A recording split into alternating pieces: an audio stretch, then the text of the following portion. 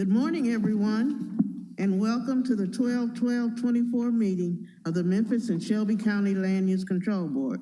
My name is Mary W. Sharp, and I will be serving as your chairperson today. We will begin this morning's meeting with a roll call. Mr. Ragsdale, would you proceed, please? Yes, ma'am. Mr. Gill? Here. Mr. McKinnon? Archie. Mr. Thomas? Here. Mr. Tolles? Here. Ms. Wilbanks? Here. Mr. Winter? Here. Ms. O'Connell? Here. Chair Sharp? Here. We have a quorum. Thank you.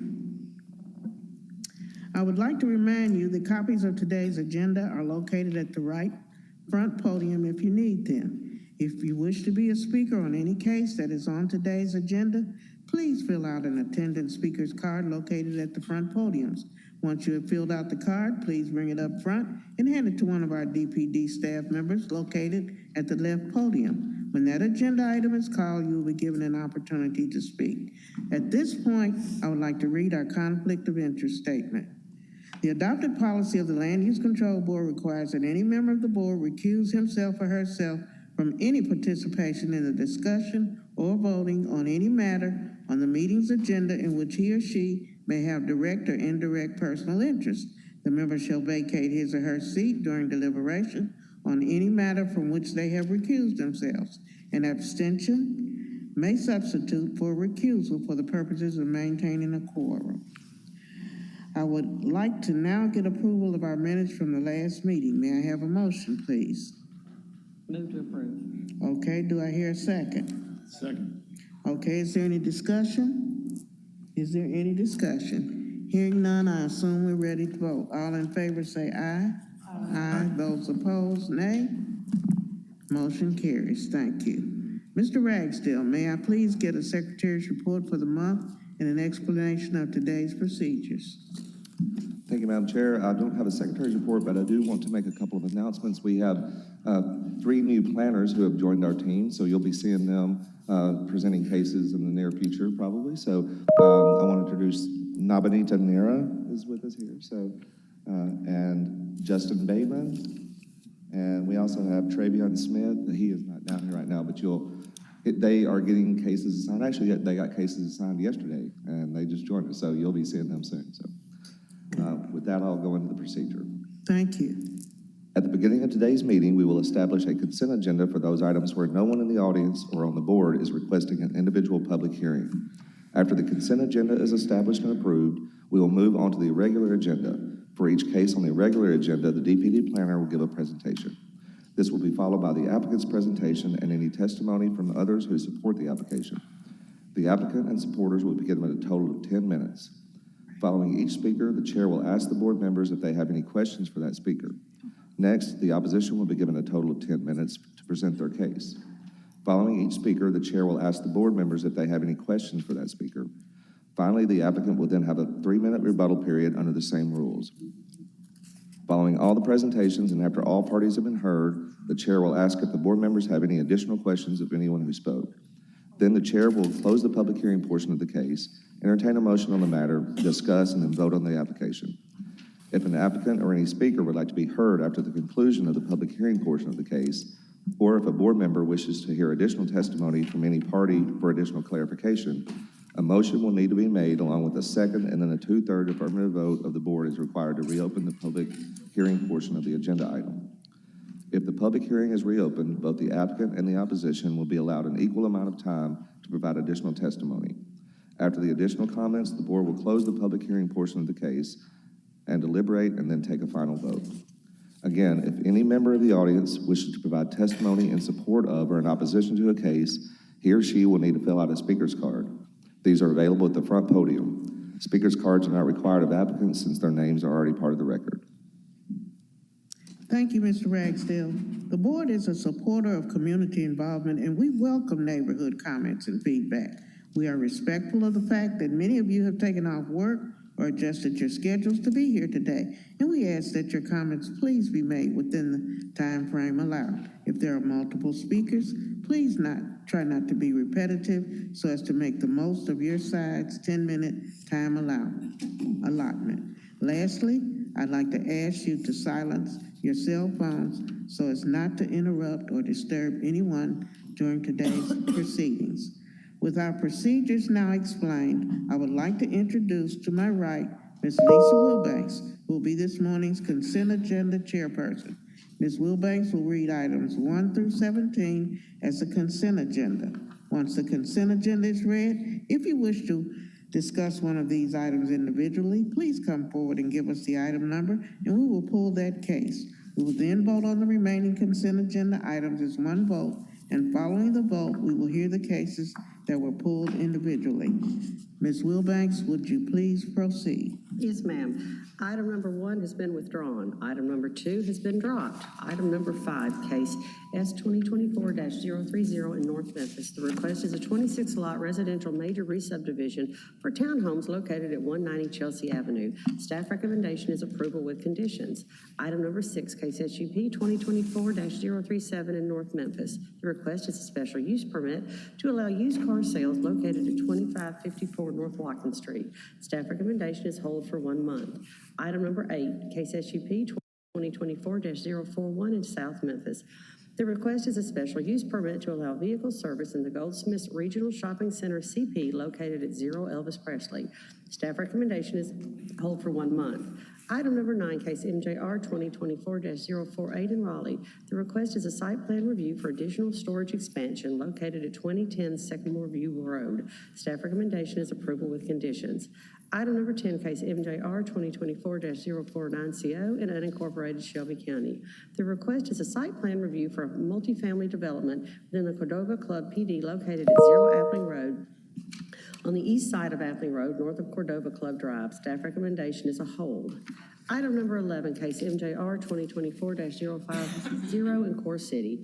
The request is a major modification to allow the conversion of student dorms to multifamily apartments located at 139 North Parksdale Street. Staff recommendation is approval with conditions. Item number 12, case MJR 2024-051 in Parkway Village. The request is a major modification to allow setback encroachments and individual lots within the Fox Meadows Business Center PD located at 5400 Knight Arnold. Staff recommendation is hold for 1 month. Item number 13, case S 24-041 in the University area. The request is a 2-lot residential major subdivision located at 4014 Grandview Avenue. Staff recommendation is hold for 1 month. Item number 16, case SUP 2024-045 in South Memphis. The request is a special use permit to allow a recycling facility located at 2401 Harbor Street. Staff recommendation is approval with conditions. And item number 17, case SUP 2024-046 in the University area. The request is a special use permit to allow a seminary as an additional principal use located at 4055 Poplar Avenue. Staff recommendation is approval with conditions. And that is our consent agenda. Thank you, Ms. Wilbanks. Anyone now wishing to pull a case number from the consent agenda, please come forward and give us that item number. Okay, we have pulled case numbers 4, 7, 14, and 15. Three also? Okay, 3, 4, 7, 14, and 15. I didn't know about 3.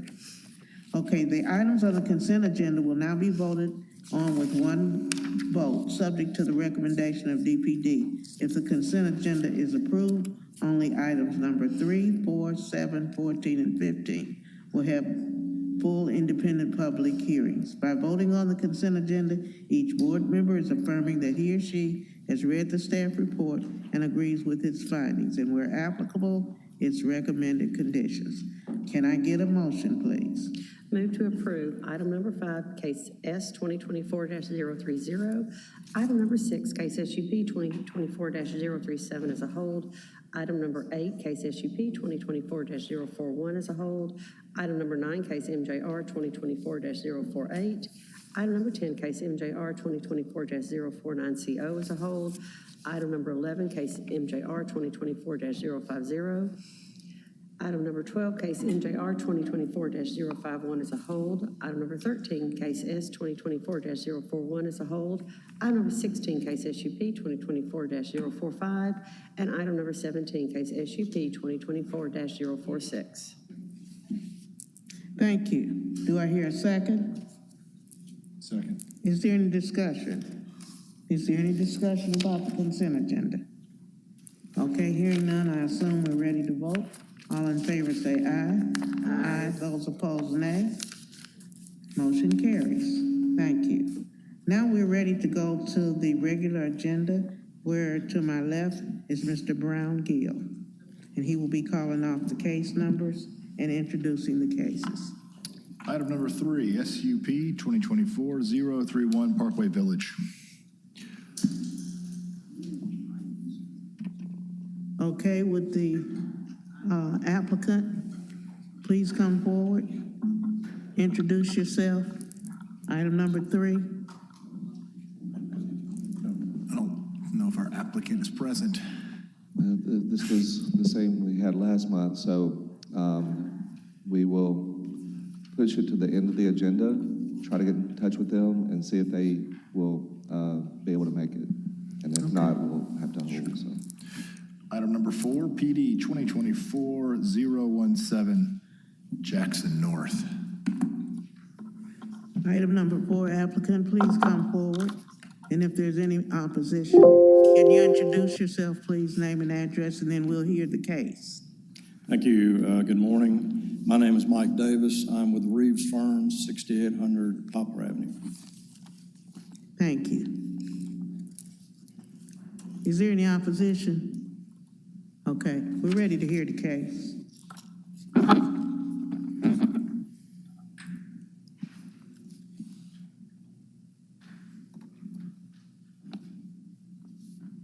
Good morning, you all. We're having a slight technical difficulty.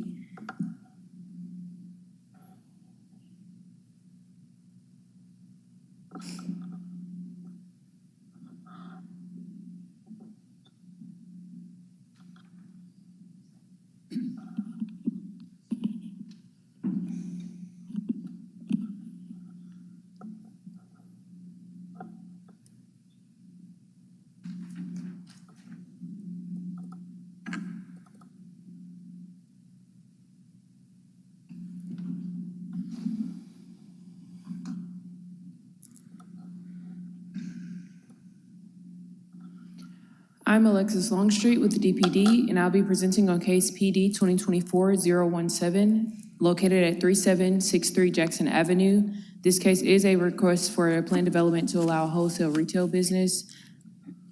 This property is located in the Jackson North neighborhood. About 60 public notices were mailed out on October 22nd. This property is currently zoned commercial mixed use 3 with a current land use designation of both commercial and residential. So I'm going to take your attention to where the Pink Star is currently located. If you can tell, it is being split in between what exists as a residential property located east, my apologies, and the commercial property that's located along Jackson Avenue with the commercial land use designation. This is the subject property from the view of Jackson Avenue. And here's where the commercial business currently exists. And here's the view of the subject property from the Gregg Avenue, which is the residential portion of the property that is in question. If you can see here, this is the rear of the commercial property that's in question, and essentially the subject for this application. The property owner of this property also owns this residential home here as well, and is currently being rented out to a tenant. Here's the site plan here. What we're looking at is the applicant is looking to essentially expand his business into the residential zoned property to place a 6,000 square foot metal storage building. And then of course it will have its designated and required landscaping surrounding, as well as a proposed drive that will extend no further than the rear of the proposed structure. No one will have additional access to this proposed storage structure except for employees of the business here. Here's also a proposed landscaping plan. As I mentioned earlier, there are, of course, some existing landscaping that it's currently there, very matured, and as well as the abutting other residential properties will provide screening. Here are some elevations of the proposed structure. This proposal was deemed inconsistent with Memphis 3.0. As I mentioned earlier, the subject property in question is technically the residential portion of the property, which has a future land use designation of primarily single unit neighborhood without the connection to any neighborhood anchor. So some of the conclusions is that the property owner has operated his existing business at that location since 1972. And within the area, and it has been at that specific location since 2015. It is in addition, essentially, to be included in the plan development that is currently owned by the subject property owner. And yet again, as I mentioned, he is just simply proposing the 6,000 square foot storage facility to serve strictly for the commercial business use only. And you may find the outline plan conditions that were proposed by the applicant and of course reviewed and revised by staff on pages 18 through 20 of the staff report. And that concludes my presentation. The applicant also did have a presentation that they would like to give as well. Just a heads up on that. Thank you. Do we have any questions of Ms. Longstreet at this time? Okay, hearing none, we're ready for the applicant to make their presentation. Thank you. Thank you, Chairman. Again, I'm Mike Davis, here to represent Terry Rowland, my client. He's the owner of Building Materials on Jackson, which is located, if you can picture it, on that stretch of Jackson between National and the 240 Loop. It's a heavy commercial street with a mixture of different types of businesses. Some are in disrepair, some are abandoned. There are a few apartments mixed in here and there, but it's primarily commercial in use. Immediately south of Mr. Rowland's business was an old church that had been abandoned. Homeless folks set fire to it 2 or 3 different times, and eventually it was razed and is now a vacant, unmaintained lot. To the north of Mr. Rowland's business was a convenience store that suffered basically the same issues. It was ultimately razed and is now a vacant lot, and trash is dumped on it constantly. So it's basically unmaintained. To the east of Mr. Rowland's property, as staff suggested, there is a single-family residential development, basically large lots with small homes.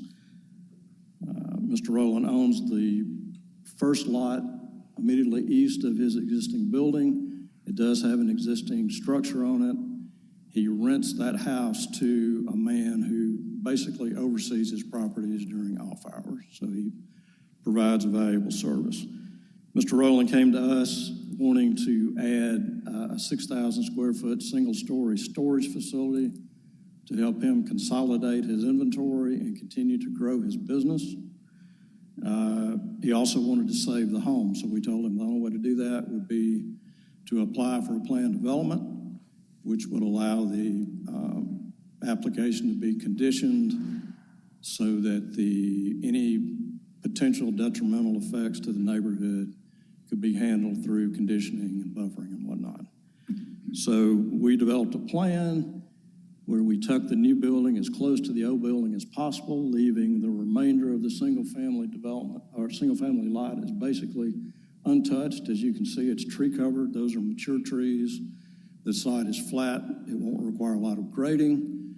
So we feel confident that that buffer can remain. We've offered to build an 8-foot site-proof wooden fence completely surrounding the building and add some additional landscaping. So this building, being only 16 feet tall at the highest point of the roof, is honestly not going to be seen from the street and barely seen from anybody in the neighborhood. We're putting a little bit of asphalt, just enough asphalt around it to be able to drive a pickup truck to one of the 2 overhead doors so that his patrons can pick up their goods and move on. Mr. Rowland sells to the small guy, the small contractor, the fixer-upper folks, builders, commercial developers, whatnot. As staff said, he's owned businesses on Jackson since 69 or so. He literally is part of the fabric of that corridor, and he provides an important service. He is the epitome of small business, and folks like him need to be supported instead of rejected in their efforts to run their business. We feel like the plan development, we feel like the rejection was kind of a blanket statement saying that it didn't meet the requirements of the Memphis 3.0 plan. I can tell you that the 3.0 plan doesn't have any magical solutions for Jackson Avenue. So you got to think outside the box a little bit and let the folks that want to do business on Jackson figure out a way to do that. And that's what we're asking you to do. I asked Mr. Rowland about his experiences with crime. He laughed, and then he summarized it, and I'll kind of read a few of these.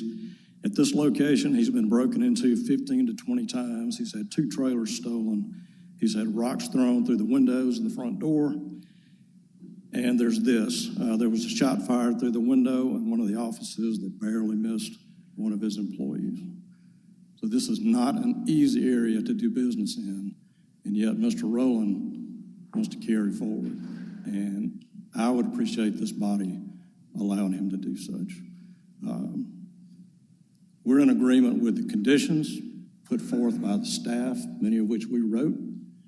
The only one that I have a problem with is the one that would require him to jackhammer out a section of asphalt and concrete along Willis, which is Villa Street, where she's pointing the arrow, just to accommodate a row of shrubs and 2 or 3 trees to meet the ordinance. And based on Mr. Rowland's experience, those plans would be stolen the night he puts them in. So that's, in my mind, that's a waste of money. So we're in disagreement with the staff recommendation. We believe this man needs to have a way to continue forward, and it needs to be supported by this community. And I would offer to answer any questions you might have. Thank you. Board members, do you have any questions of Mr. Davis? Okay, Mr. Winters. Did y'all look for any other locations on the commercial property for the building? There's just really not room because he has doors on. Of course, the front of the building faces Jackson. That's the customer entrance. But then there are multiple doors on both the north and the south frontage of the building. There is some outdoor storage that's covered on the southern part of the building. Driving is tight. There's barely room to park up front, and so there's really no place to put the building. There's a number of trailers and storage in a landscaped area along Gregg Avenue. Correct. And we're certainly willing to beef up the landscape along Gregg. Well, my implication there was that the point of the building is storage. That might be a better location where there's currently just trailers and material stored outdoors. You can see it there in the photo, right below the word Gregg Avenue. Yeah, I'm not sure with setback requirements that you could put a building that close to the street, fit it in there. Any further questions? Do we have any more questions? Anything else from staff? Okay, hearing none, I'm going to close the public portion of this meeting, and we're ready for a motion.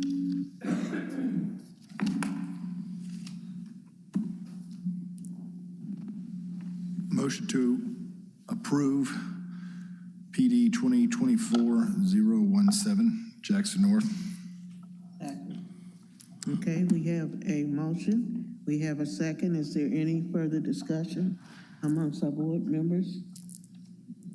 Okay, hearing none, I assume we're ready to vote. All in favor, say aye. Aye. Those opposed? Probably gonna need a roll call. Okay, we need a roll call. Yes, Madam Chair.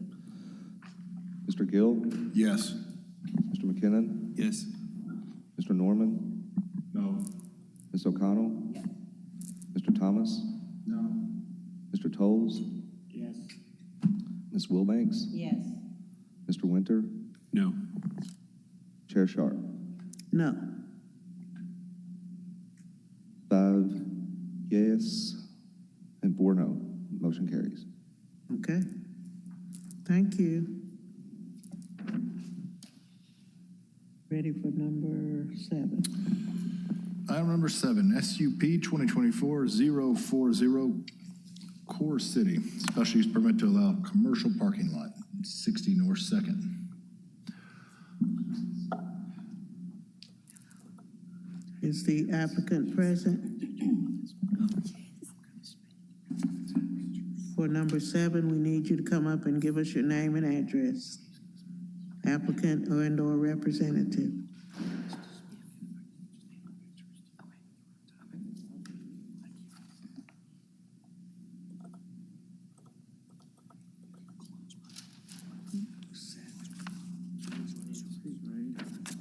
Name and address, please. Good morning. Name and address, please. Yeah, Then we'll hear the case. Adam Ehrman, 60 North Second Street. And I have prepared a written response because of my English and vocabulary, so I please appreciate if, take a look at it and read the history and my reply to the staff report. Okay, we're going to hear the staff first, then we'll hear Yes, from right, you. right, after Okay. that, yeah. Okay. Thank you.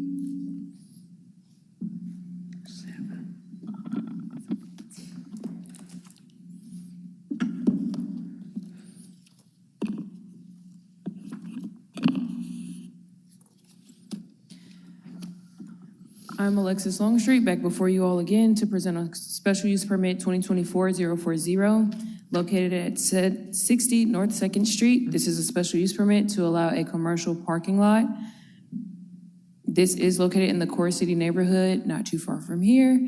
About 75 notices were mailed out on October 22nd. The current zoning, this property is currently located in the Central Business District with a vacant land use, but it is also surrounded by other office, open space, commercial, and institution land use designations. Here are some current views of the property. The subject property is currently, as I mentioned, vacant, centered between 2 other vertical mixed-use buildings. The proposed use, as I mentioned earlier, is a commercial parking lot. This is a surface parking lot of 90 parking spaces. There is a 20-foot curb cut being located about 132 feet south of North 2nd Street. There weren't any landscaping or fencing details provided in the site plan along with lighting details, but all of those elements are being addressed in the staff recommendations.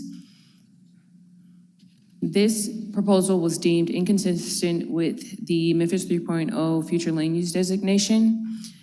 As you all can see here of the surrounding uses within the area, this is a anchor and it's supposed to promote safe pedestrian, diverse uses only. And so as I mentioned earlier, it is vacant. A subscription-based commercial parking lot is being used. So I did not mention that earlier, but this is not a public parking lot that's being proposed. This is subscription-based only, and it would typically serve the surrounding offices within this location.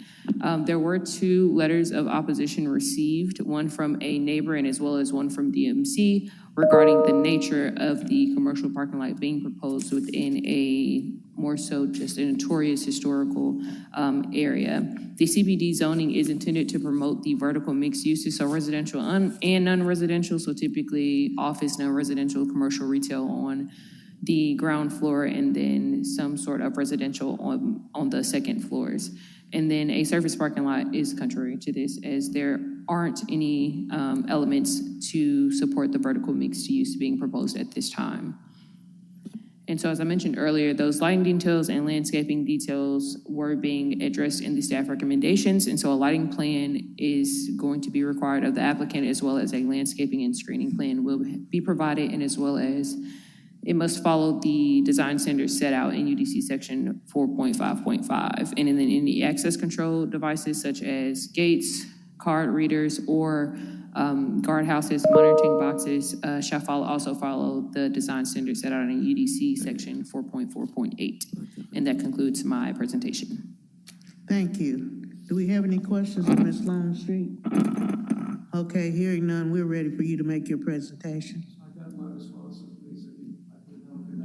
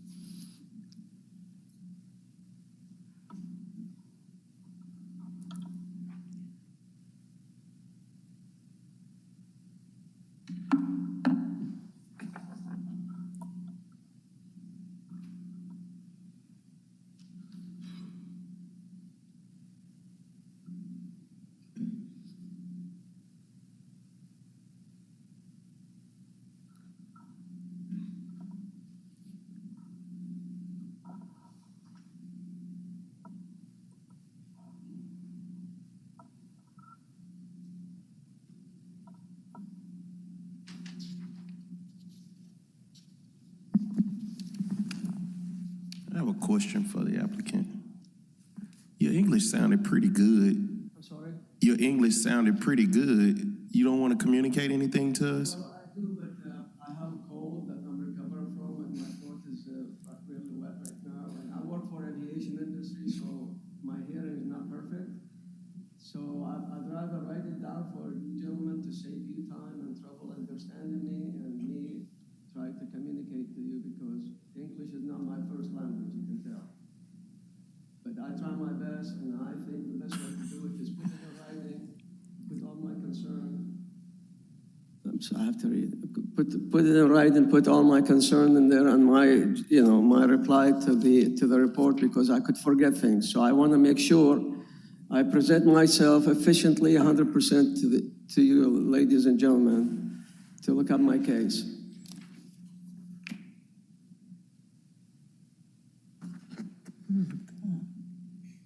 Thank you.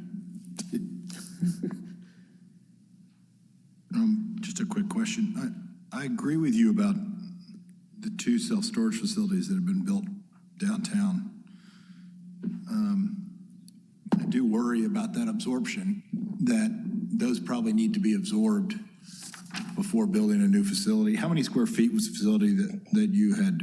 I'm sorry? How many square feet was the facility you proposed on the site originally? The facility is 27,000.6 of an acre, and it can absorb 90 slots efficiently. And Well, I'm saying for your self-storage development that you were looking at. for self-storage, yeah, I have basically the self-storage. I had 5 stories.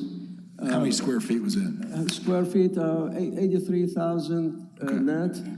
But, the area does not support that right now. And I'm really putting an eye on 100 North Main, see how they do, which is going to be in 5 years anyway.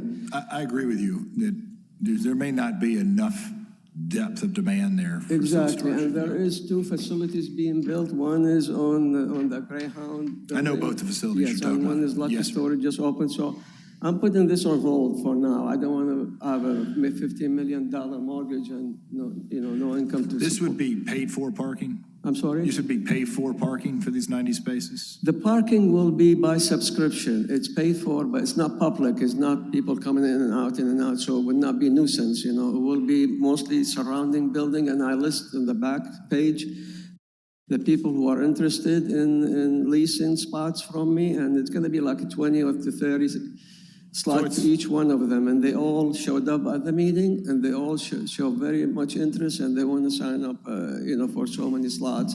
And one of the gentlemen in here is with the law firm. Because of what happened with 100 North Main, they lost all their parking. And also keep in mind, beside the 100 North Main, on the weekends, I live downtown, so I know exactly what happened. The churches, Calvary Church and other churches, they always have functions, and these people, they just park anywhere and everywhere, and I'd like to be part of supporting that. And also the Court Square, you know, they have functions over the weekend too. No, we don't see it, but I see it because I live downtown and I see that. So Yes, sir. I'm trying to support that, and I'm trying to make a good, nice facility, not just like one chain link fence parking lot that, you know, everybody that don't look down. You know, I put a fence, I make it look nice, I maintain it and everything, and I meet all the codes that are required to do so. Okay. Are you open to working with staff about lighting, screening, security? Yes, yeah, definitely, yeah. I mean, it's all have to be designed in the system, you know. Okay. I'm a designer myself, but with airplanes, but all these things is required, but this is kind of to get the feel, is the city is gonna approve that or not.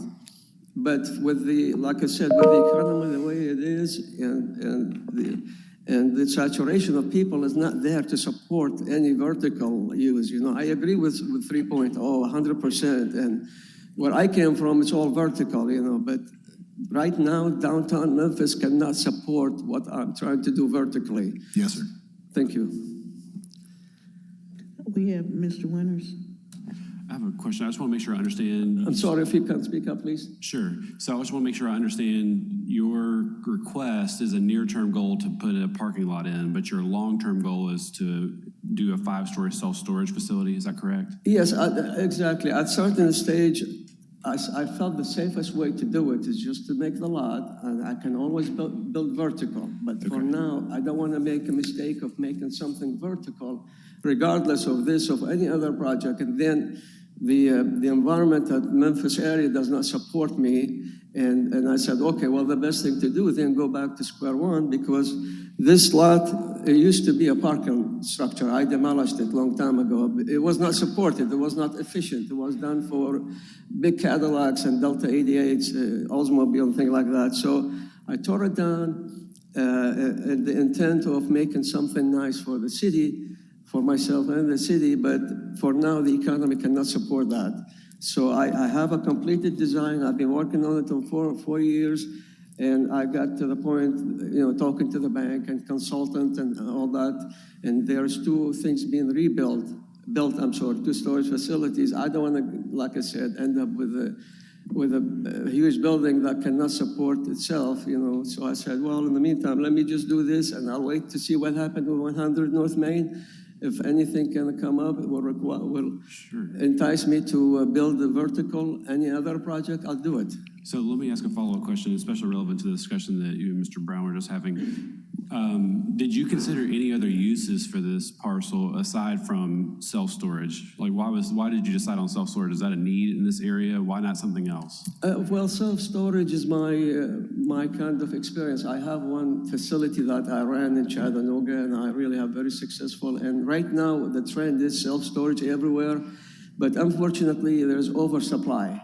Everybody's making self-storage because it's a very profitable business, and it's really not labor-intensive, let me put it this way.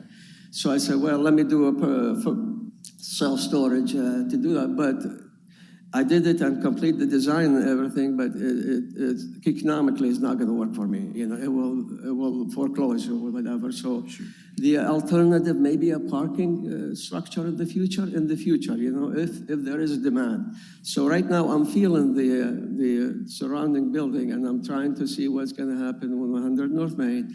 And you know, 5 to 10 years from now, if it weren't for me to build a parking garage or self-storage, I can do it.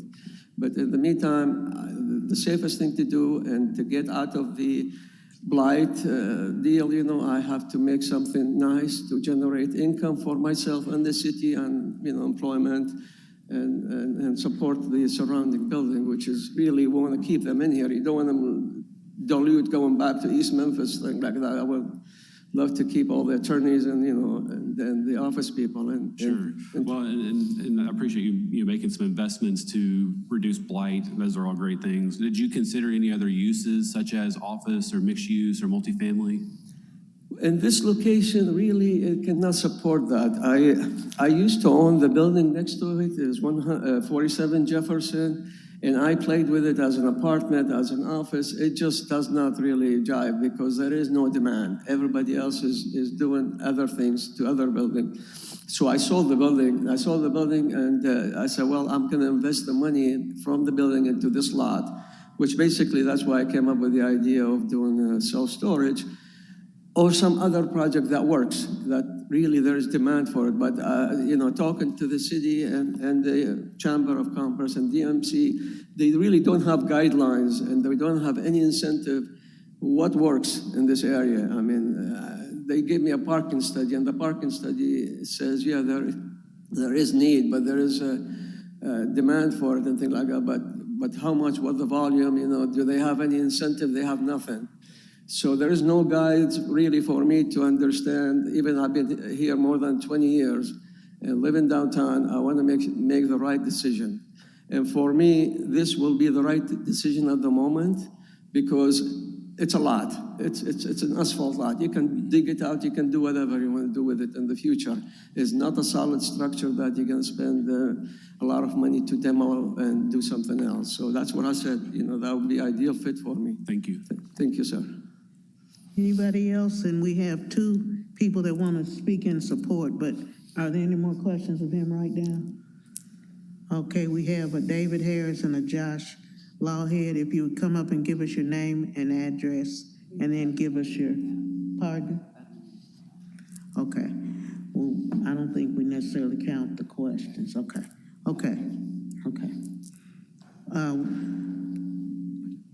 Two people in support need to speak now and give us your name and address. Yeah, let's go ahead. And you have about a minute apiece. Thank you. I'm David Harris. My address is 130 North Court Avenue, Memphis, Tennessee. Josh Lawhead, 130 North Court, Memphis, Tennessee. I'd like to give my time, if possible, to David Harris. Thank you. Again, David Harris. I'm a lawyer. I'm at Birch Porter and Johnson. As I said, our office is on Court Square, 130 North Court. I passed a picture of our offices that I hope you have. And unfortunately, our thoughts and comments were not included in the staff report, so I wanted to come and just share them with you. So thank you for allowing me to do that.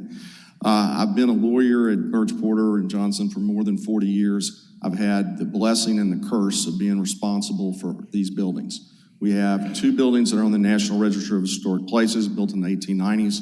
We built another building in the year 2000, and they're shown on this picture. We're at the northeast corner of Court Square. We actually own one half of a city block. The north part of our property is parking, where we can park about 30 vehicles every day, but we need about 70 vehicles every day. Most of that additional parking was provided to us on the 100 North Main building surface lot. Of course, as you know, about a year ago, that property became no longer available. We're super supporters of the 100 North Main project. We're very much invested in downtown historic preservation, and we agree with Project 3.0. But there are exceptions to 3.0 and exceptions to the idea that you would only build superstructure parking garages, and we think this site fits that exception.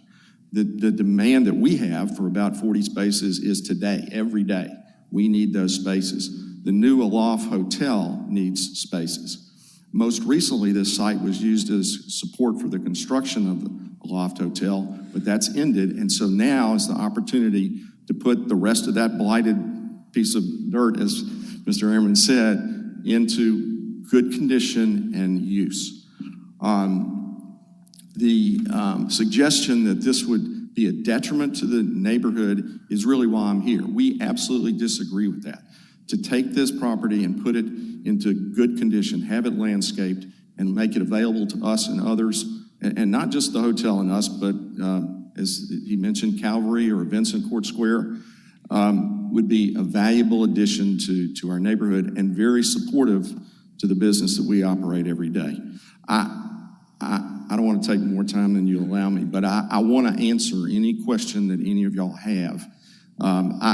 I'll give you just one little bit of history if you allow me.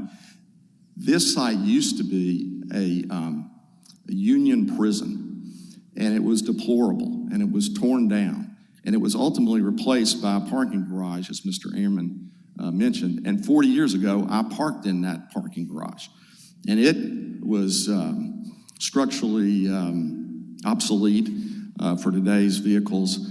I remember one of my staff members came in and said that she had hit the wall, and I thought she was going to resign. And no, what she meant was her truck had hit the wall inside this garage. So it had to go. And when Paul Morris was the leader of the DMC, he was intent on making sure what had become really a place where homeless people spent the night, have it removed. And that was an improvement, but it just left mud. And so now here's the opportunity we see to improve this neighborhood, and we very much ask for y'all's support. Any questions? Thank you. Do you have any questions of him?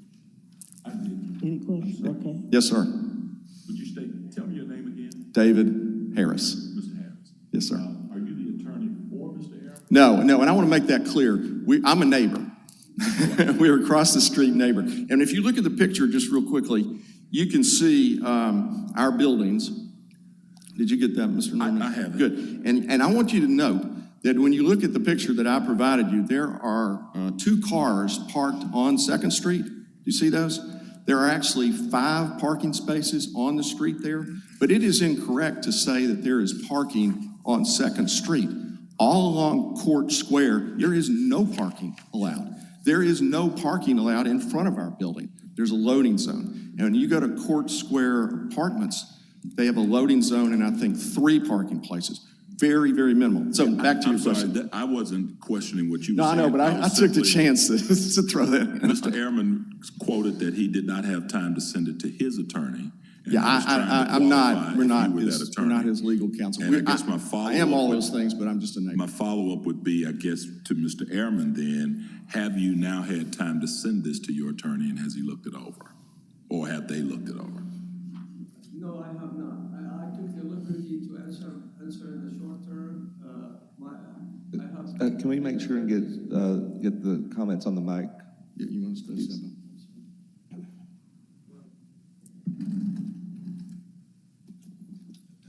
No, I'm sorry. I have not talked to any attorneys right now except this gentleman right here. They called me actually in support. The report really, I did not get the report till Monday afternoon because it should have been released to me Friday. Then I have some time to play with it, and I did not have the report till Monday afternoon. So I just, since I know the whole thing, I know that it's all in me. So I took the liberty to answer all the questions and debate the report, and that's why I put it in writings for so I don't forget things. Thank you. Thank you. Any further questions of Mr. Harris or the applicant? Did you have some, Mr. Winter? Okay. Anybody else? Okay, then I'm going to go ahead and close the public portion of the meeting. We're ready for a motion. Motion to approve item number 7, SUP 2024-040 Core City special use permit to allow commercial parking lot located at 60 North 2nd Street. Second. I'd like to make a comment.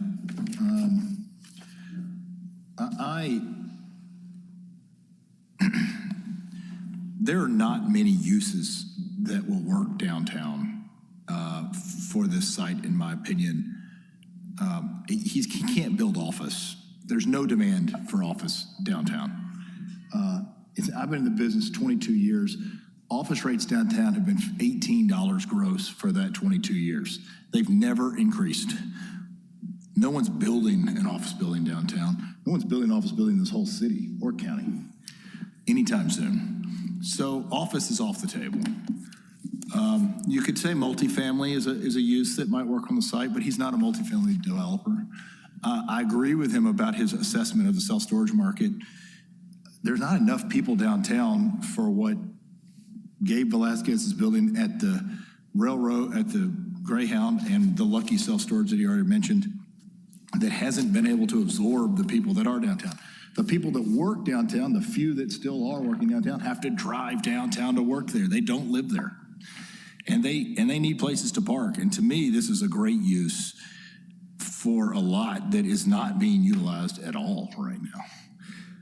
So even if it's a temporary or long-term use, it still is adding value to the surrounding users downtown. So I'm in support of this and disagree with the rejection. Okay, is there any further discussion amongst our board members? Yeah, Okay, I'm going to agree with Brown, and especially since this property he's owned it since 2010, and it has been sitting there. And like Brown says, whether this is temporary or a permanent change to it, it can only be an improvement, and it sounds like it's something that's very needed in that local area. It sounds that parking is a problem, so I'm going to support it as well. I'm having trouble with it.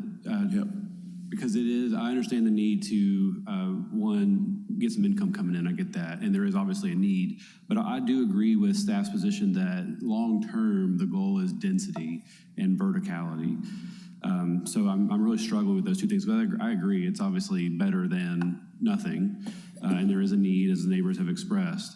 My concern is that even though it is a near-term solution, I don't want it to be a long-term solution, and I'm just afraid that if we approve it, it might stay that way forever. And, I think that, the DMC has a letter they want density as well. So they are opposing this for those reasons. So I'm struggling with where to land.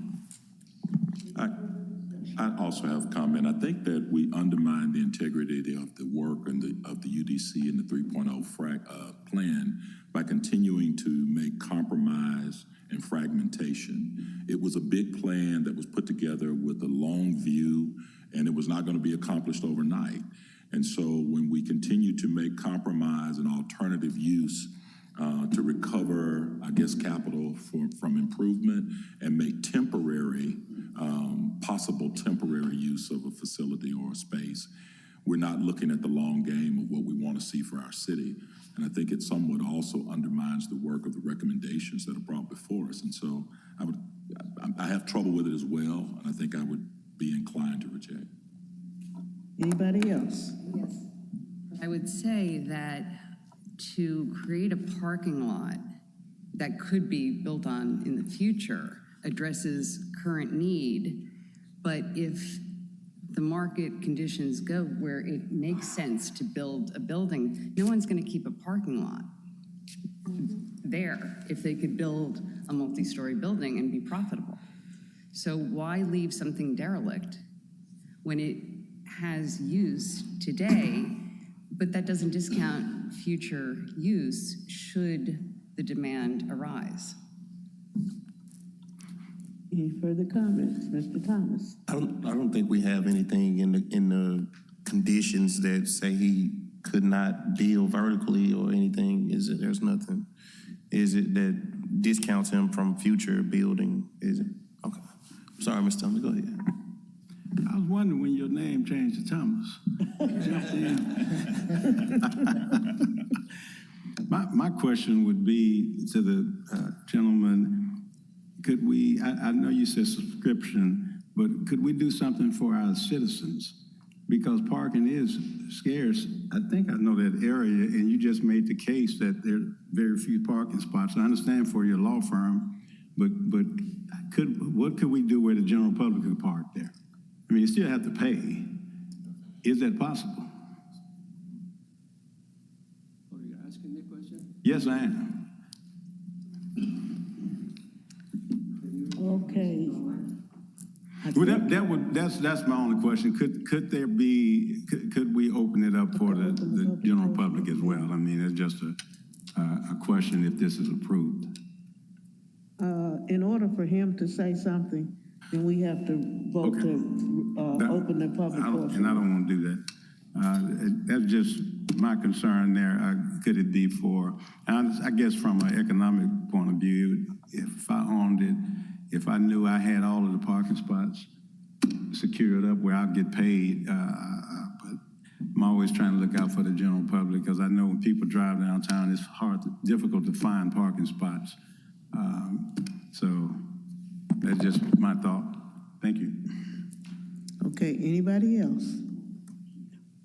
My question is for staff, if I can. So I think we've heard some good comments. This is a request for a special use permit. Is there a timeline assigned to it, or can we put a timeline expiration? Yes, you could add we've done this in the past with other similar cases. I think the last one we did a 5-year time frame of approval, and then they can always come back and ask for extension. So if that was something that you wanted to suggest, if there's no objections, whatever time frame you guys wanted to discuss, but that is possible. That's something I would be willing to, or I think we should entertain. It would make me feel better about supporting the project. That gives some insurance that, progress will be made. But otherwise, I'm still. I would move that amendment to the motion, that we put a time frame on Does anybody want to second that amendment? And what would the time frame be? What I heard the gentleman said, Michael said 5 years, Mr. Winter. Well, the staff said that, but 5 years, it seems appropriate to me. Okay. So I'll second your motion then. Okay, is there a second? You seconded it. Okay. What that leave? That leaves us to vote on the amendment, and then if the amendment passes, restructure the motion to include the amendment. If the amendment fails, then the question is still like we have it in number 7. Understood. So if there's no objection to adding the 5-year time limit condition, okay, then we can. I'm sorry. You can't, sir. Sir. I looked at the requirement. Mr. Airman? Sir. No mas. You cannot make any comments. Okay, now, the amendment, there's no objection to the amendment, right? No objection to the amendment. No objection to the amendment, okay. So, we're gonna read it again, I guess. Motion to approve as amended.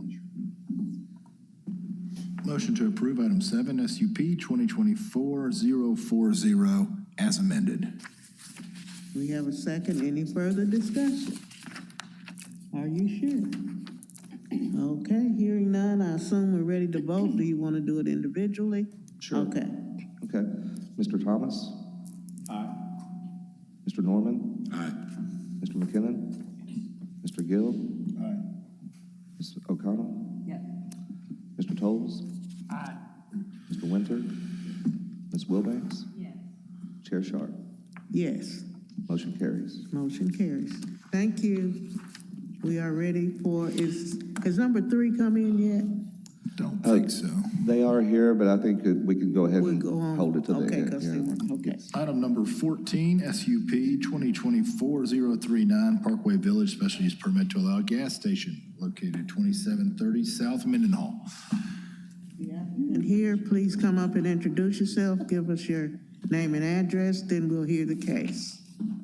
Are there any people in opposition here for this particular case? You're in opposition? Okay, thank you. So we're gonna get the applicant to introduce yourself, give us your name and address.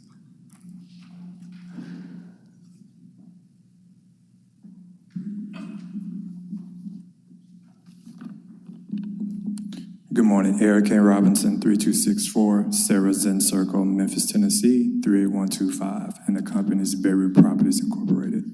Thank you. And we're gonna hear the case now. Yes, ma'am, so. No, not from you, from the staff. Oh, sorry. We're gonna hear this case from the staff, then you talk your 10 minutes, then opposition talks. Gotcha, sorry about that. Okay.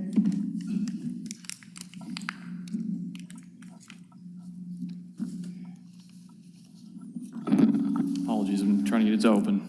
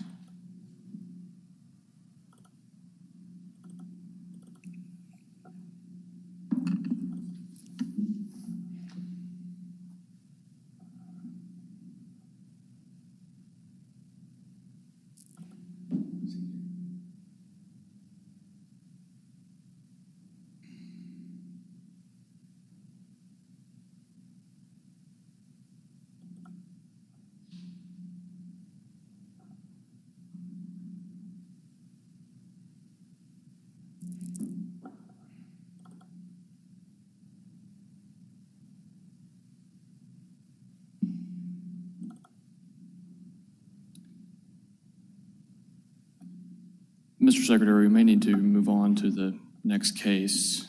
And I can run up and get a flash drive and see if that'll work better. Unfortunately, I do have my computer. Okay, I can do that. Okay, are we gonna stay on this one or go to the next one? Yeah, let's see if we can get it Okay. up over here. Thank you. You can have a seat while he makes his presentation if you want to. It's up to you.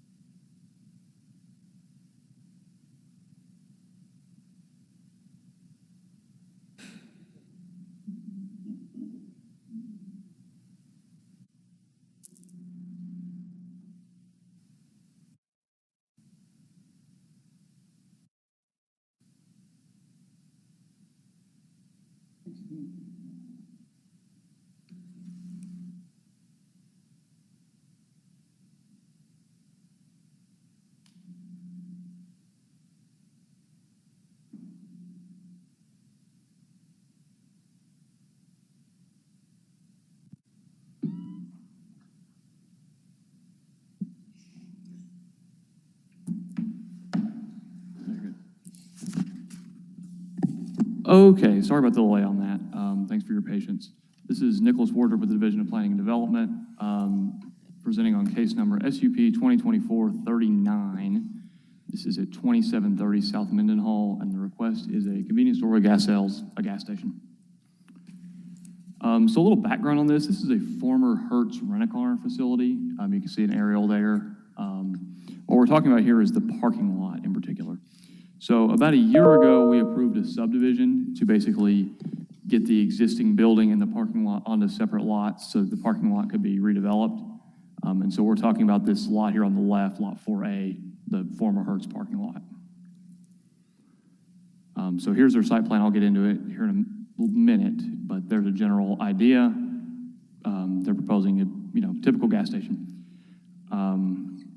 We're recommending rejection really for three major reasons. The first of which is the site design. So the UDC has design standards in place for gas stations that are designed to promote, a more pedestrian-friendly urban design.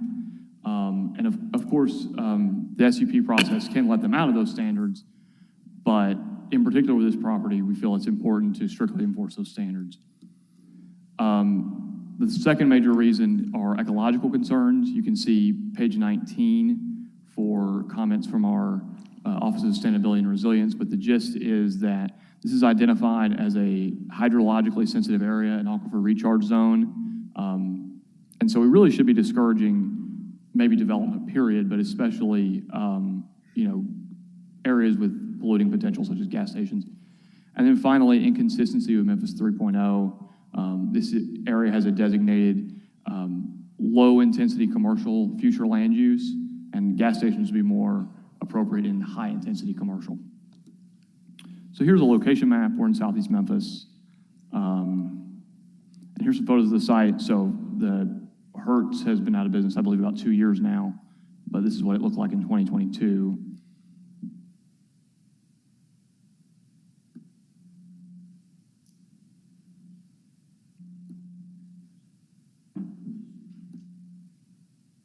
Here's another aerial of the site.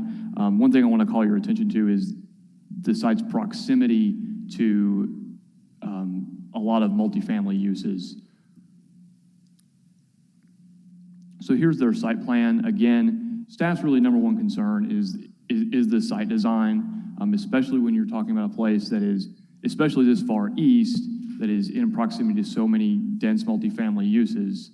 We would really like to strictly enforce the UDC's design standards for gas stations, which would require the building to come up the corner, the pumps to be in the back, the canopy to be architecturally consistent, those sorts of things. Sites on CMU 1. Here you can see the brown, again, those are multifamily uses. So as I've stated, we're recommending rejection. However, if approved, we would have 3 conditions. One would be they would need to submit us elevations and a revised site plan that we would review for landscaping, bike parking requirements, those sorts of things. At least 3 EV charging stations, and for at least 30% transparency on the western facade, which is the one facing Mendenhall. With that, I can take any questions. Are there any questions of staff? Okay, we're ready for your presentation. Thank you. So to give a little bit more context, I reached out to Hertz to see why they left. And so the information that they told me was that, number one, they filed for bankruptcy in 2020. And then secondly, it was crime. They said that a lot of individuals kept breaking and entering into their cars unauthorized. Now, given a bit of context to us as a company, we do oil and gas. In addition, we also build houses. We have about 7 subdivisions within the city of Memphis, 142 properties within Shelby County. So when we looked at this site, of course, we bought it. It's too small for a house. It's not, conducive for a multifamily. You can't build out, you can't build up. So this is why we proposed a gas station in this place. I do realize there's another gas station immediately down the street and across the street. It's not very pretty. It's a lot of weed. So I went ahead to buy a Sprite, and I noticed that it was really not, you don't feel safe going into that gas station to buy gas. Not to throw shade, but what I do is get a little bit of information on my competitors to see what they're doing, what they're not doing. But anyway, getting back to this particular case, we're proposing a gas station. The brand will be British Petroleum. One of the recommendations we kind of already included in the site plan. We actually have 4 charging stations, and in the electric vehicle world, BP is actually number 1 when it comes to having charging stations at any particular gas station. They actually beat out Shell. So now with the rest of the recommendations, number 1 and number 3 shouldn't be a problem. We can easily modify the site plan to accommodate number 1 and number 3 on the recommendation list. And I welcome any questions. Any questions? Okay, we're going to let the opposition, we have a note of opposition here. Can you come up, sir, and please give us your name and address and your point of view? You're ready. Give us your name and address. Good morning. Assad Sajwani from 2725 South Mendenhall Road. It is a property immediately on the other side of the road on Mendenhall. If it's possible to just show the street map or the overview map of this area, I can, yeah, perfect. So the highlighted area immediately to the left of the highlighted area is a property that we own. It's Mendenhall Center. It spans from 2725 South Mendenhall to 2757 South Mendenhall. It is composed of, I've got a list here, 7 church and religious organizations, 11 salon-type institutions, 7 other office kind of related entities, and 4 event centers. I was hoping that more of the property owners or more of the property tenants would be here, but virtually across all of those institutions and all of the businesses, religious organizations there, there's not a real need for a gasoline station. As they noted, there's a gasoline station kind of walking distance south here. There's 7 others in a half-a-mile radius. If you go north on South Mendenhall or south on South Mendenhall, there's 7 other gas stations within a half-mile radius. That property, we invested in it in 2018. Since we've invested in it in 2018, 19, and 21, we had shootings there each of those years. Every year we would go back there, have cleaning of whippets, illicit drugs, items that we want to get out of that neighborhood. Lakeview Apartments, which are just south of there, I'd say 20 to 30 of the tenants that live there are women and men that work in the salon suites, right in our property. I'd say probably close to 150 or 200 residents that live in Lakeview are members of Believers United. Pastor Andrew Smith has his church and institution there. We've got 2 Hispanic-based religious organizations there as well. Our approach in that property, it is commercial, it's an investment, and we are there for a long term. But we want to do this on a comprehensive and kind of sustainable manner, right? Bringing a gas station immediately opposite, one, there's a gas station immediately south of there. I know the people there, they're right here. They run a gas station. So from a competitive standpoint or benefiting the consumer, I don't see a real consumer benefit there. Building a gas station that close to residential. Lakeview, I expected the manager from them to be here, but they're not. I can give you their information and I can have them send an email. They're opposed to this as well. And from a tenants and kind of property directly across the street, I just don't see a lot of sense, and I think it's going to be detrimental to the development of that area and kind of the improvement that we have made in that area. If you look back 15 years ago, that property was destitute. There was probably 15 entities operating. We now have 78. We're at very good capacity, and thankfully, it's a space where people feel safe. We have security, we have lighting built in, we have done the work that we need to uplift that property and uplift the surrounding areas, and I think this, item would bring that down. It would kind of be detrimental to that approach. Thank you. That's all I have. If you have any questions, I'm happy to answer them. Questions of? Yes, what was the address? Where was your property located? I'm Yeah. sorry. So the properties that we own are 2725 South Mendenhall, 2735 South Mendenhall, 2745 South Mendenhall, and 2757 South Mendenhall. The plat location or on the assessor's website is 2757 South Mendenhall. And that's going to be through CNA Investment Properties. We also own actually immediately north of it a bank building, which is 2710 South Mendenhall. That was a Bank of America building. I'm a CPA by trade. My father started a CPA firm 20 years ago. Our offices were in that property. We were, bread and butter. Hey, we cater to the gas station market. We cater to the fast food individual market. We have been very lucky to grow our firm. We initially planned to move into that Bank of America building, but have actually moved to an even bigger location to accommodate our needs. But, again, I've been going to that property since I was in high school. I'm 33 years old now. I've been in and around that property for many years, and I've been the one that's swept that property, picked up the trash, picked up whippet bottles, and picked up illicit substances and trash there. And, I just hope that improvement that we made, I don't want that to go away. What do you propose should be there? On that lot? Yeah, what's the highest and best use you think? Again, it was a Hertz parking lot. It was recently used by Hyundai very recently. I know that there's a lot of automotive development that's happening there. But on the other side, look, it's a pretty small area. I'm not sure what commercial use there would be, if I'm completely honest.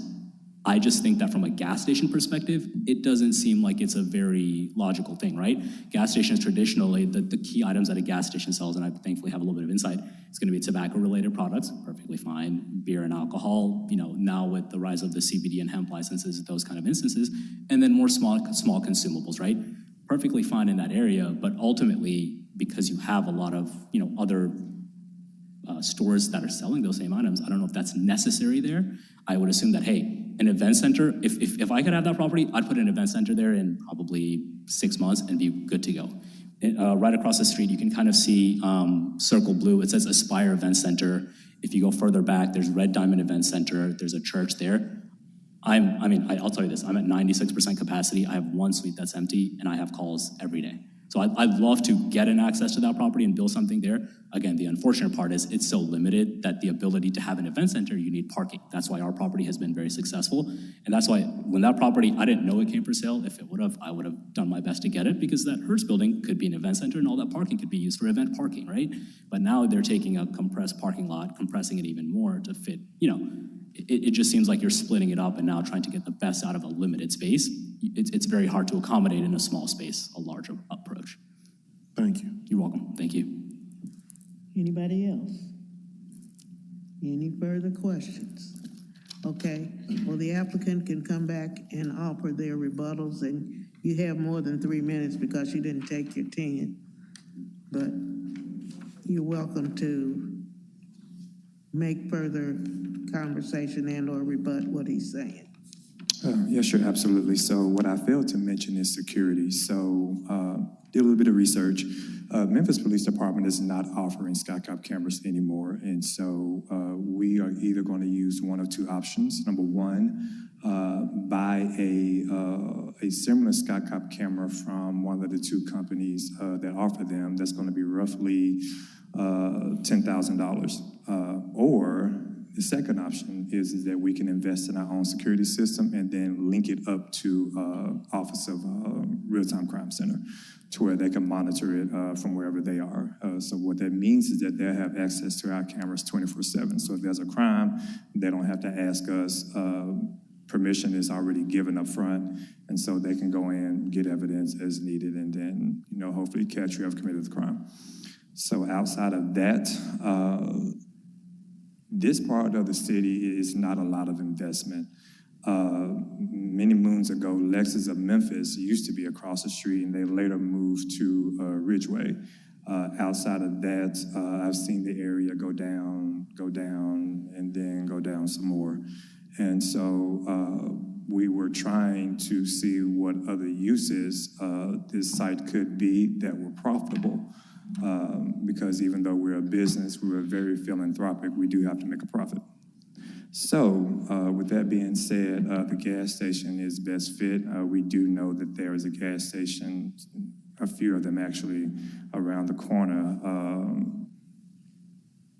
Not very eye-catching, but nonetheless, there are others nearby. So he is correct in stating that.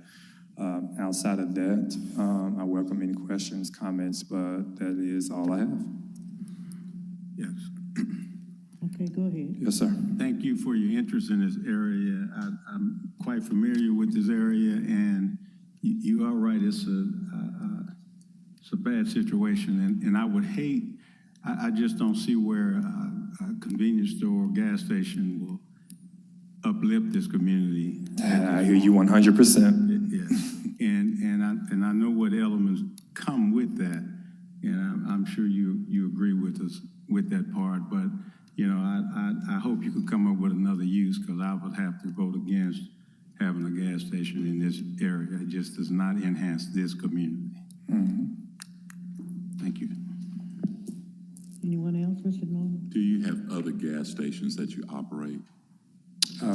Within our company portfolio, we have about 142 properties within Shelby County. Gas alone. stations? So it's quite a few of them. You have 142 gas stations? No, 142 properties. So within the company portfolio, that is comprised of subdivisions, that is comprised of houses, that is comprised of gas stations. So we have an expansive portfolio in Shelby County. About how many gas stations are there? I have no idea. You can easily say 65. Okay, all right, 65. And are any of them built on this newer scale model that you just gave to us for visibility? So that I'm not sure, but as far as offering solar panels and EV charging stations, that's easy to do. And I think we're already doing that, is retrofitting our current gas stations to make them more safer, more brighter, and then trying to add EV charging stations where we're able to do so. Okay. Any further questions? Hearing none, I'm going to close the public portion of this meeting, and we will take a motion at this time. Motion to approve SUP, item number 14, SUP 2024-039 Parkway Village Special Use Permit to allow a gas station located at 2730 South Mendenhall. Second.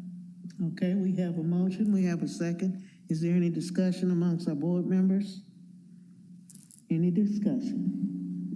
Hearing none, I assume we're ready to vote. Are we going to do that all in favor, or? I can do a roll call for you. Okay, thank you. Mr. Tolles? No. Mr. Thomas? No. Mr. McKinnon? No. Ms. O'Connell? No. Mr. Norman? No. Mr. Gill? No. Ms. Wilbanks? No. Mr. Winter? No. Chair Sharp? No. Motion fails. Thank you. Item number 15, SUP 2024-044 Whitehaven Special Use Permit to allow vehicle sales located at 1340 East Shelby Drive. Thank you. Okay, we want to hear from the applicant as far as your name and address, then we'll hear the case, and then we'll come back to you for an explanation. Good morning. My name is David Baker. I'm with Fisher and Arnold. The address for the record is 9180 Crestwind Hills Drive, Memphis 38125. With me today is the applicant, Mr. Kalen Johnson. Okay, thank you.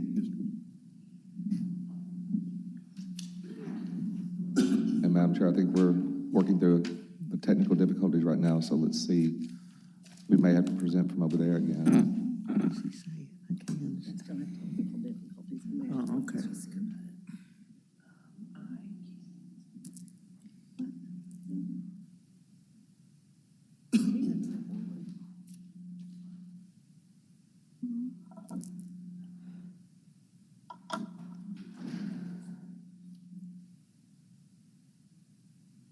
Yeah, it is on. But it's on.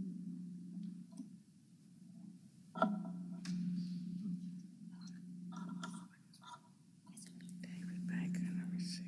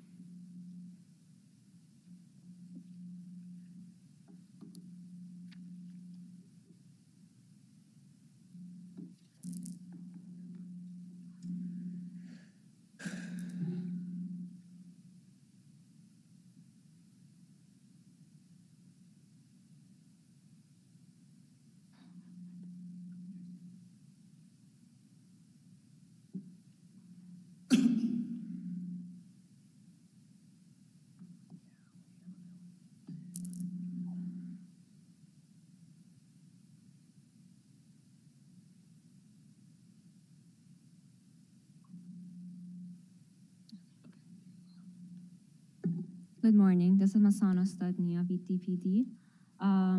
This case is SUP 2024-044. The applicant is Bassam Jinam. The location is 1344 East Shelby Drive, and the request is a special use permit to allow vehicle sales. You can see the location map and also the vicinity map here. Here is a zoning map.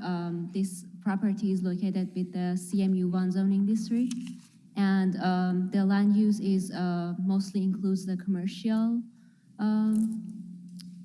And here are a few pictures of the site currently. And this is the concept plan that the applicant has provided to us. And this is the landscape plan. Memphis 3.0 believes that this case is not consistent with the future land use development. And per the analysis, based on the site plan that the applicant has provided, the information on that is not in detail and it's inadequate. And we are considering two of the non-conforming curb cuts that are existing. The one is one of them is on Shelby Drive, and the other one is on Feronia Road. And the applicant is not proposing any closing for any of those curb cuts, which are close to the intersection and they're dangerous. So one thing that they need to work on their site plan is closing the curb cuts with gutter and sidewalk. And since this is a CMU1 zoning district, we believe that the granting of this special use permit will be causing substantial detriment to the public good, and hence we are rejecting this case. However, if it's approved, we are conditioning it with 8 conditions. A type S streetscape shall be installed along Shelby Drive and Feronia Road frontage. Any approved fencing along both streets shall be located behind the streetscape plate. All existing non-conforming curb cuts shall be modified to meet current city standards if allowed to remain subject to the city engineering. The southernmost curb cut on Feronia Road and the westernmost curb cut on Shelby Drive shall be closed with curb, gutter, and sidewalk. Any dumpster location and screening shall meet the requirements of UDC subsection 468B. And no vehicle repair is permitted where easement conflict with the planting of required trees along the street frontages. Such required trees shall be planted elsewhere on the site, subject to the Division of Planning and Development. No inoperable vehicles are permitted on the site. In addition, no salvage operation or impound lots are permitted. A final site plan, including a landscaping plan, shall be filed with the Division of Planning and Development and approved in accordance with UDC Chapter 4.1 and any conditions imposed by the City Council. Any fencing to be provided must comply with UDC Section 4.6.7. That concludes my presentation. Would be happy to answer any questions. Thank you very much. Do we have any questions of staff at this time? Okay, hearing none, we're ready for the applicant. Make your presentation. Thank you. Marshawn, could you pull up that graphic for me, please?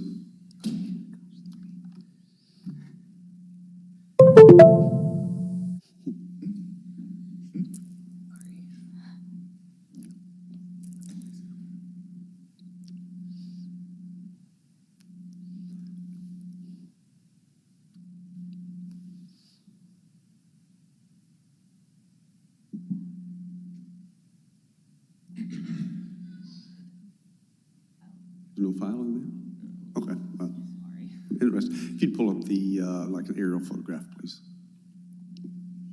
Interesting.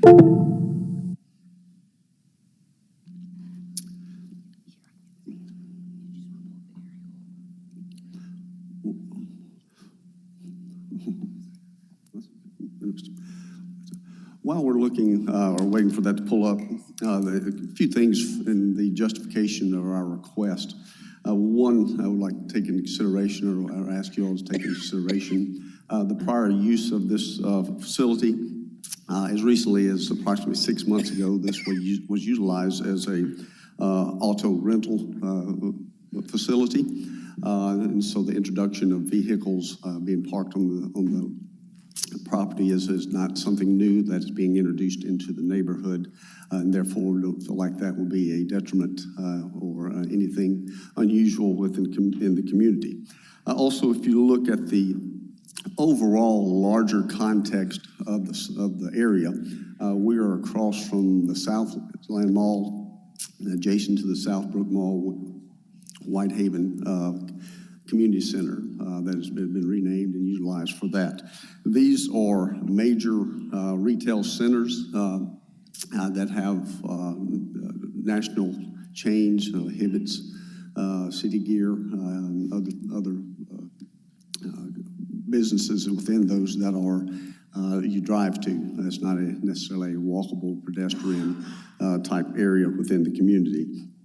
Additionally, just further to the west is Kroger, a shopping center with fuel stations. So therefore, again, there's also a large destination-oriented type business. And as mentioned in the staff report, was trying to produce or promote a lot more pedestrian-oriented businesses within this area. Other uses in the area directly west across Verona Avenue is auto repair, tire center. As I mentioned, there's the fueling center at Kroger, the Kroger Shopping Center to the south and to the east, next to the Catholic Church, is also an automobile-related facility.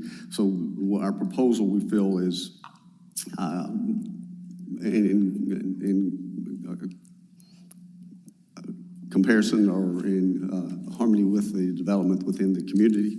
And then lastly, would like to just offer some miscellaneous items that we think that Mr. Johnson is a resident in the community. He has other properties, his residence, as well as some rental properties. So he has not just a financial vested interest, but a personal interest in seeing redevelopment in Whitehaven succeed. Also, what we're proposing is not a major car dealership like you would think Covington Pike, where you've got high volume, high inventory. It is smaller, a little more community scale. And then lastly, I mentioned that this has been vacant for approximately six months, and that redevelopment and having a business there, I think, would be a lot more desirable than having vacant buildings within this corridor. So, having said that, I'd be glad to answer any questions, or the applicant is here as well. You have any questions of him? Okay, does the applicant want to make a statement? Can you come up, Mr. Baker? Does he? Mr. Johnson. Oh, I'm sorry, Mr. Johnson. It said Baker applicant on this, okay. Hey, good morning, you all. I don't have much to say. I just want to say I'm an aspiring entrepreneur. My father has been in the car business since 2003.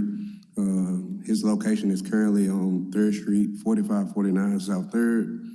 And he has grown me to this point, and he's allowed me to grow within his business. And it's time for me to get my own wings and do my own business venture. And I have his blessing in doing so.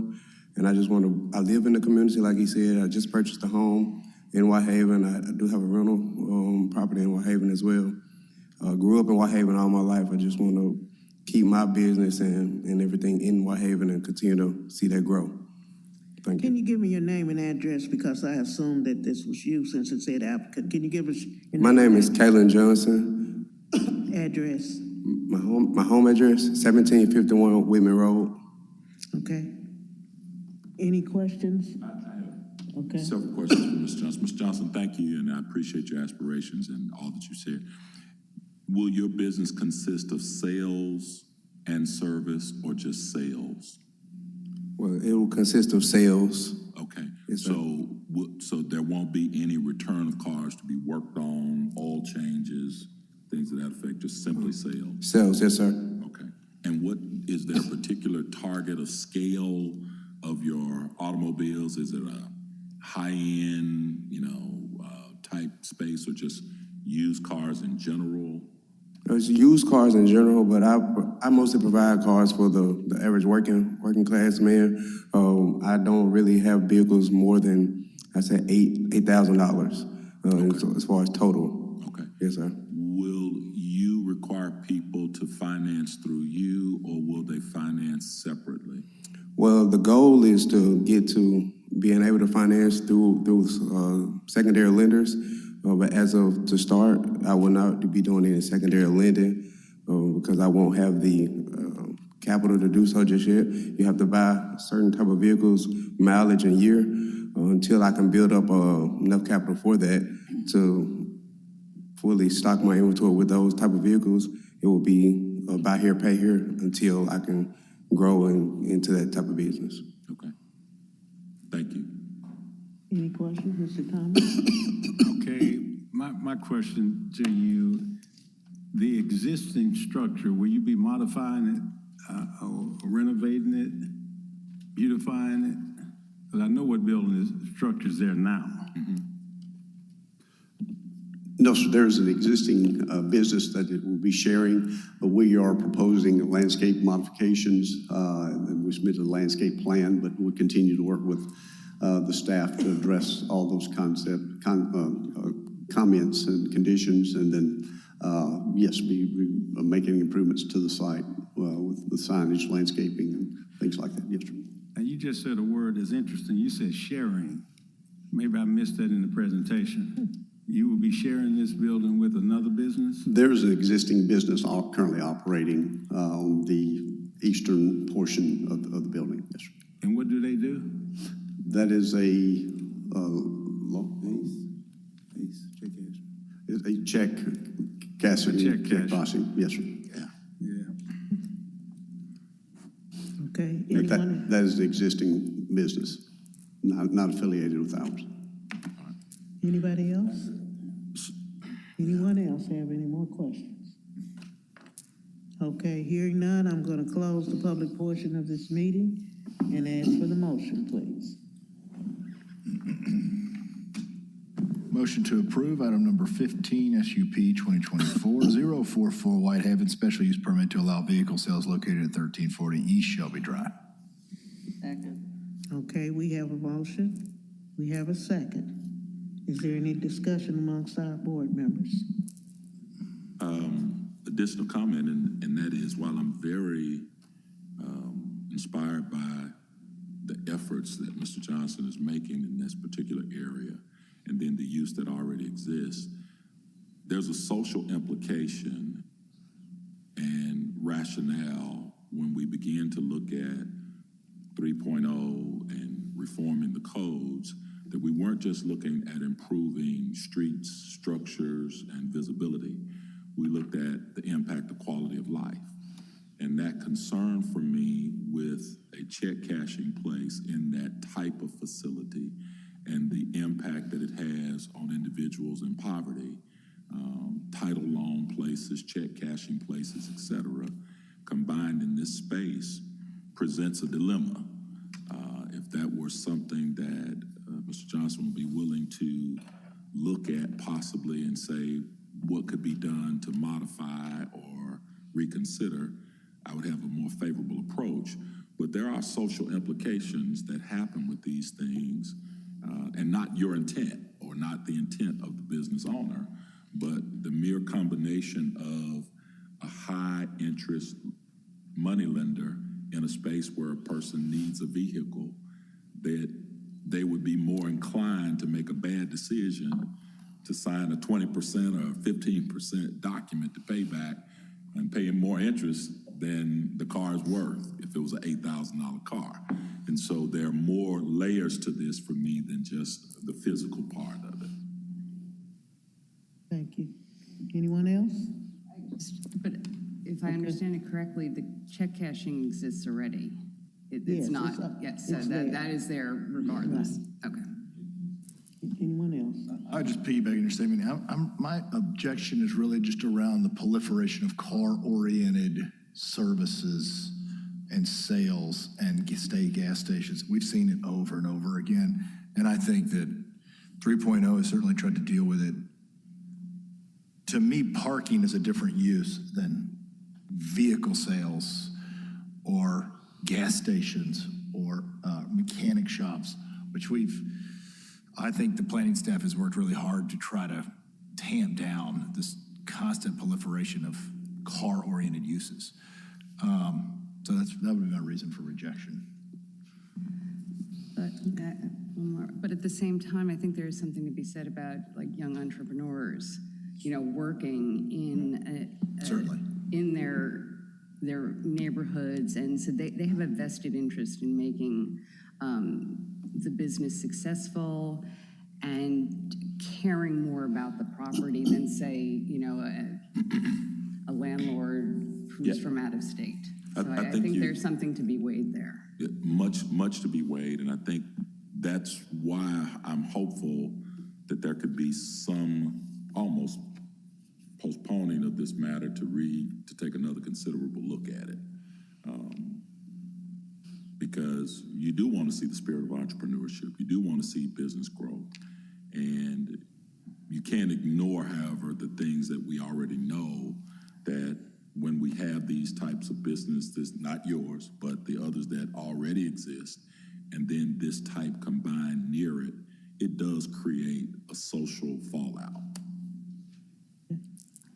Anybody else?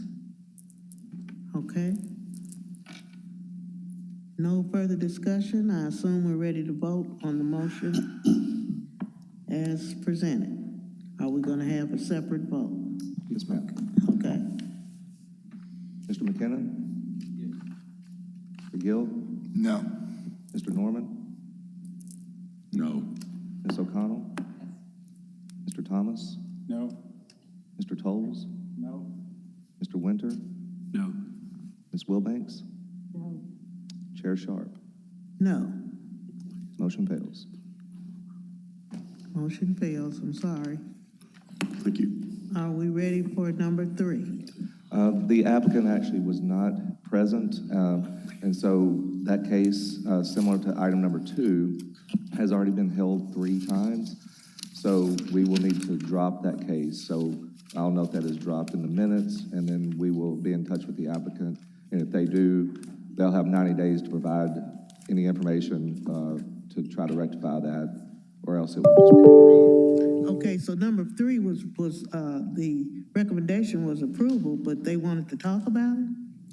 There was someone here in opposition, and the applicant wasn't present. Okay, I got you. And we've held it for the maximum 3 times, so it will be dropped from next month's agendas. Okay, thank you. Is there anything else? No, ma'am. Anything else? Any announcements? No, ma'am. Any happy holidays or anything? Well, Okay. yes, that is true, yes. Merry Christmas and Happy New Year, and we'll see y'all in January. Okay, meeting is adjourned. Yeah, we look forward to seeing. Yeah, Kendall and I look forward to seeing.